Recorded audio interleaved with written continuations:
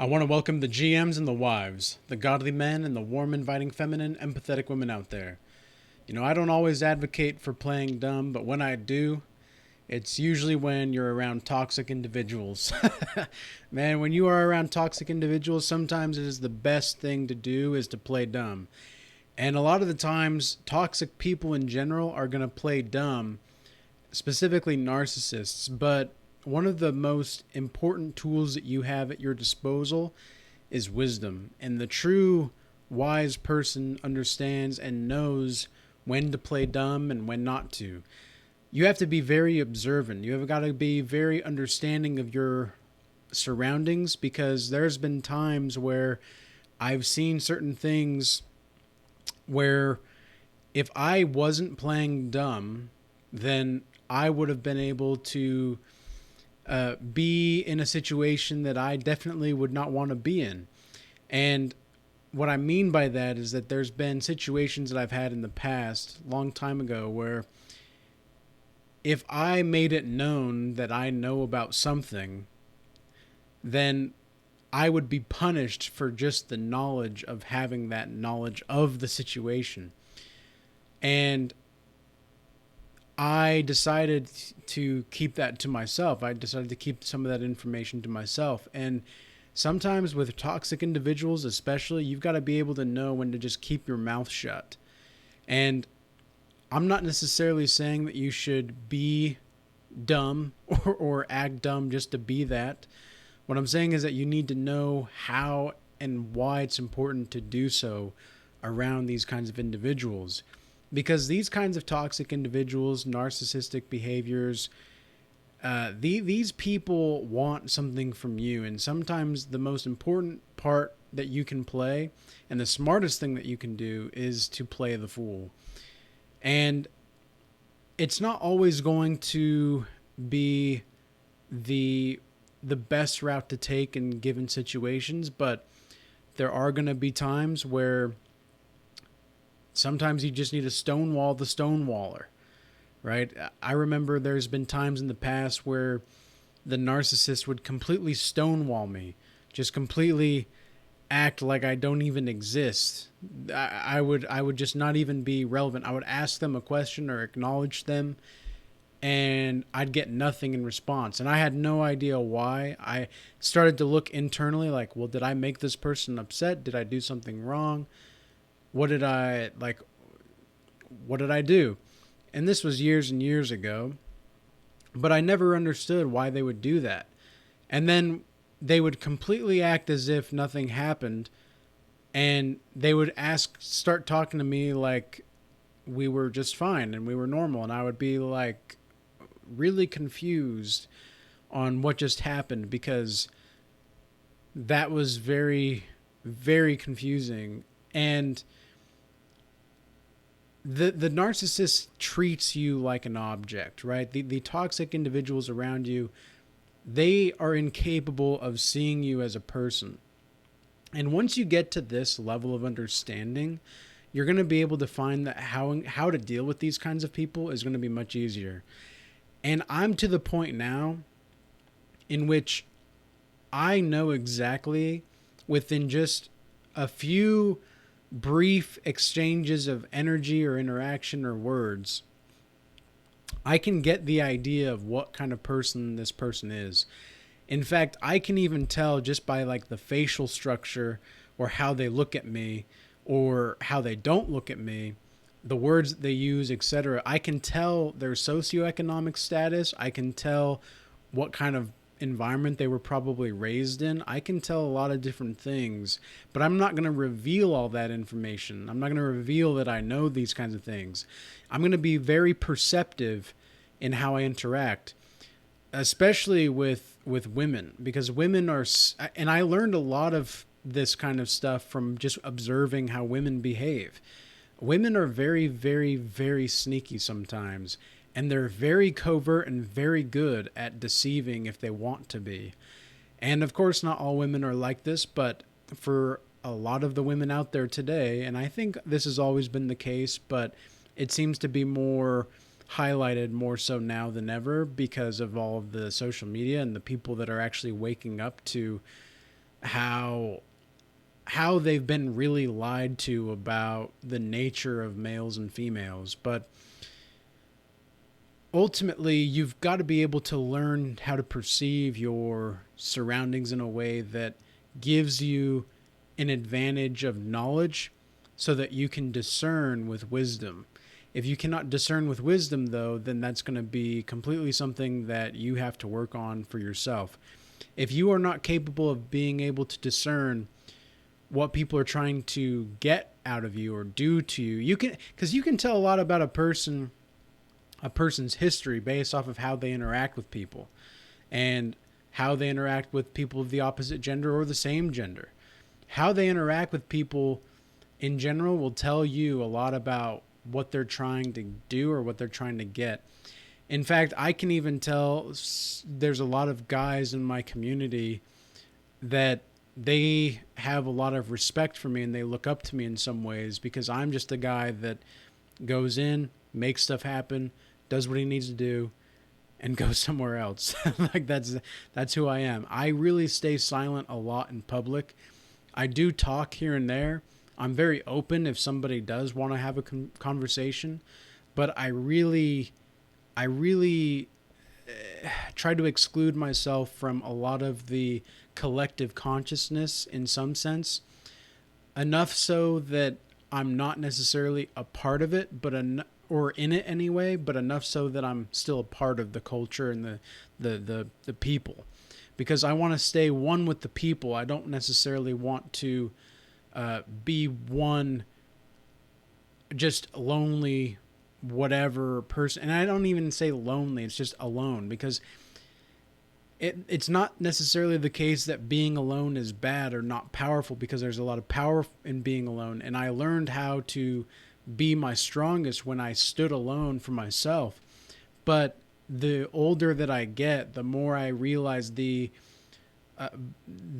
sheer magnitude and importance of a sense of community and the benevolence that it really provides to your inner soul and to your being in general, because it's giving you a way to help keep yourself true. It's a way to help keep yourself accountable and responsible.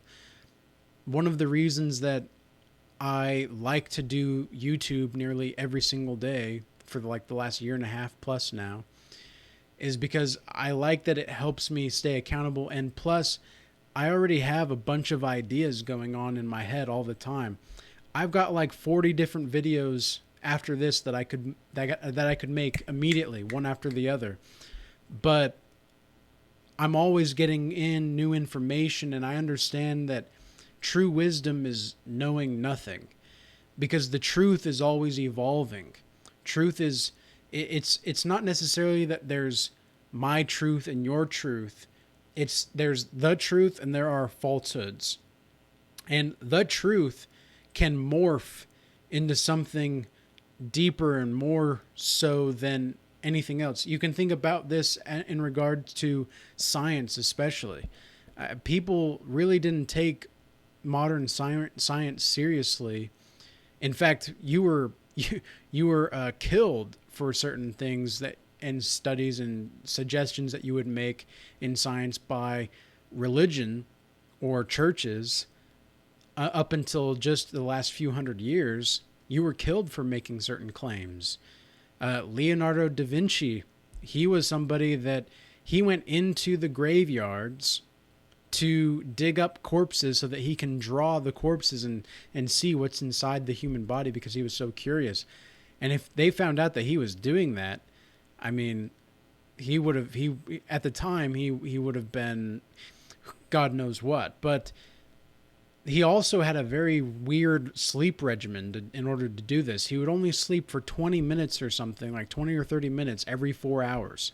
And he found that he could be far more productive and still keep his sanity if he just had that sleep cycle, which is a very bizarre thing. And I think that's one of the reasons why he was so successful as a inventor and as a painter, etc., is because his mind was just always going, always going. And you find this a lot with a different kind of genius.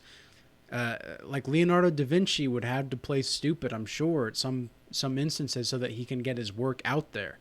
And I myself have had points in my life where I'm not comparing myself to Leonardo da Vinci in any stretch of the imagination here, but what I'm saying is that even me myself, I've had moments where I've had to, just stay silent, let the work speak for itself when the time comes, rather than trying to put stuff out there before it's time. That's one thing that a lot of people, I don't trust people that overshare everything.